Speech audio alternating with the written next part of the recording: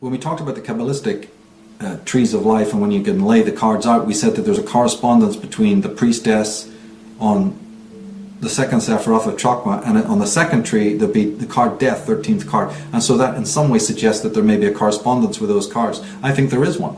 First of all, those cards are both water cards, and the Death card, being ruled by the planet Pluto, is certainly connected to this cleansing, healing, purging, purgation, mortificatio energy. So it's not a million miles away from the priestess, because she's about flushing, she's about detoxification and deep cleansing, that relinquishment, that abnegation, that abstention that we've just talked about, the letting go of things as opposed to accumulation.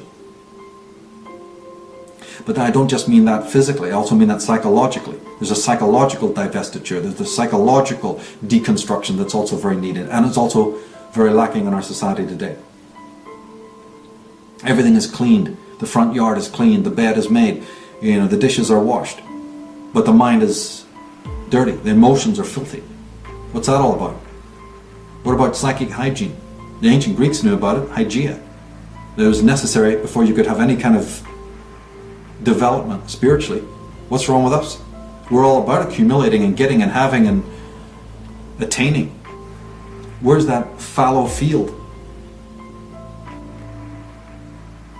But this card is saying that by the time it falls in a person's chart, that person may now actually be feeling sullied. That's the whole point. It might not be something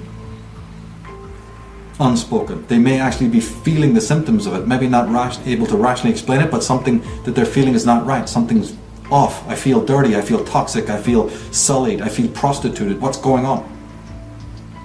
Maladies and phobias may be coming to the surface. Sexual hang-ups and a feeling of deviance, all of which can be easily handled by just simply returning to nature, getting out there and looking at the ocean, the water, being with animals. But by being amongst the human,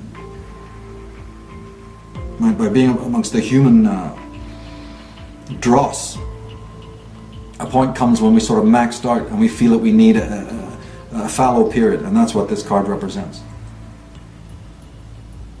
Because as we've been saying all along, behind the great action of life, and you can think of that as human action, or you can think of it as the creation itself, the buzzing of the atoms, the after effects of the Big Bang, whatever you want to think about. Our world is buzzing like some LSD trip, but somewhere in the middle of all of that is that still point. Somewhere behind it is that noumenal, pre-rational, inexpressible, undefinable stillness. And as a matter of fact, that noumenal state, again I'm sort of saying it in the Kantian way, the unknowable something behind the appearances and the representations is actually spoken of in the Hermetic tradition. Jacob Boehme, the German mystic, spoke of it. He was speaking of it in a sort of a theosophical way, in which he was speaking about that in order for the creation to come into being, God, whatever God is, retracted himself, closed in on himself, and therefore left a sort of a space for the other to be born. Right? For creation to be born, there's actually a sucking of God's energy into himself to make a space, a living creative space for the creation to come about. In other words, to create that creative emptiness that is so lacking in everybody's life. And the message that you get out of reading Boehme and other mystics of this kind is that, look, unless we do the same thing, maybe spiritual advancement is an illusion. Because if you look around at the world of all this accumulation and I must have and all of that, and God, please give me what I need, and all of this other aggressive, acquisitive stuff, maybe that's the wrong concept altogether.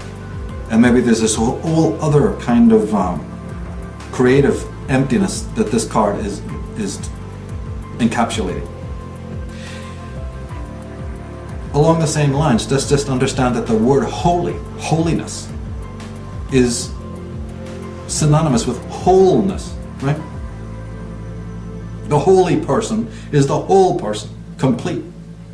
Well, you can't be whole if you're seeing life in a fragmented and biased manner, or you're trying to live in some one-season world like 99.9% 99% of the New Age people in the New Age movement aren't, can you? Or as we said earlier, if you're negating the past and only living for the now or the future, and you can't be too in the future either. You know, you can't be too lost in the past, and you can't be too lost in the future. Where's that wholeness? Where's that equanimity? You can't run around in a one-season world just editing reality just because, you know, you don't like what you see. Then what you're doing is you have an idea of reality. You're not actually seeing reality one-to-one, sheer as for what it is, so that that reality then can teach you what it needs to teach you. That's why you're here on this planet. That's why you've incarnated here. Where you just be editing because, oh, I don't like that part and I don't want to deal with that. Well, what's wholesome about that? What's holistic about that?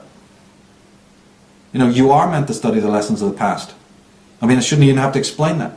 You should be able to look at the darker aspects of existence. Explain to me why you shouldn't do that. You're not meant to edit and avoid reality.